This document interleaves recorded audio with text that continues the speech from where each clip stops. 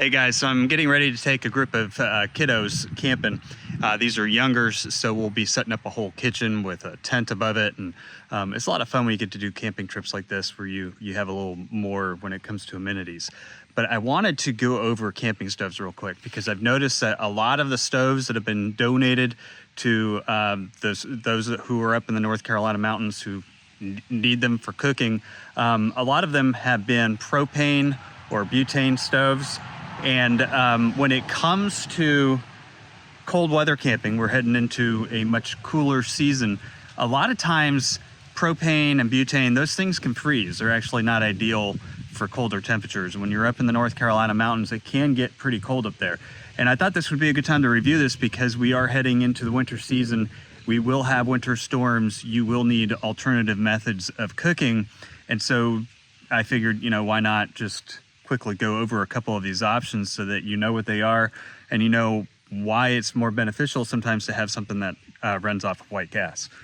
So first of all, this is a propane grill. This is what we're going to be using for burgers and stuff on this camping trip. This one runs off of propane.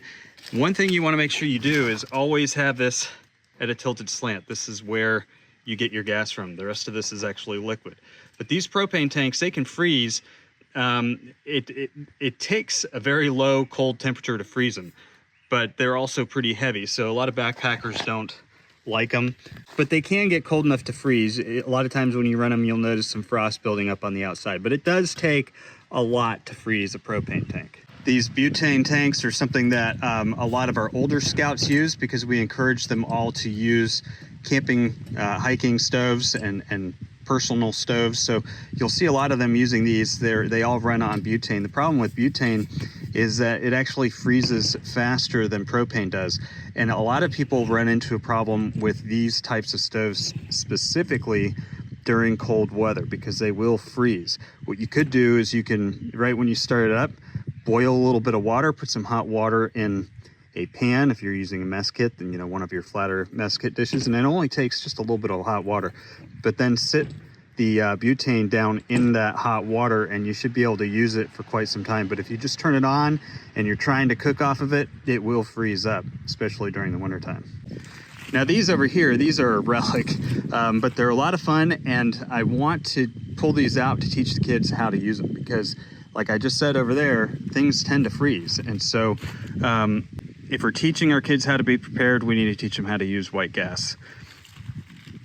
So this is an old Coleman 425, and you can get newer versions of this. They have a newer Coleman 425, which is a dual fuel stove. This is the old just white gas kind, and those are great stoves. I'd like to be able to raise some funds for a lot of the groups that we work with so that they can get some of these dual fuel stoves and teach their kids how to use both white gas and butane or propane.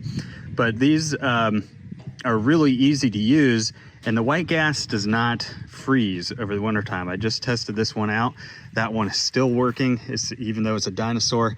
This one right here is the old Coleman 502, and it is still working after many, many years of probably sitting in storage. But these old white gas stoves, they will not freeze. So it's important, to teach kids, especially when you're trying to teach them how to be prepared, how to cook on this type of stuff.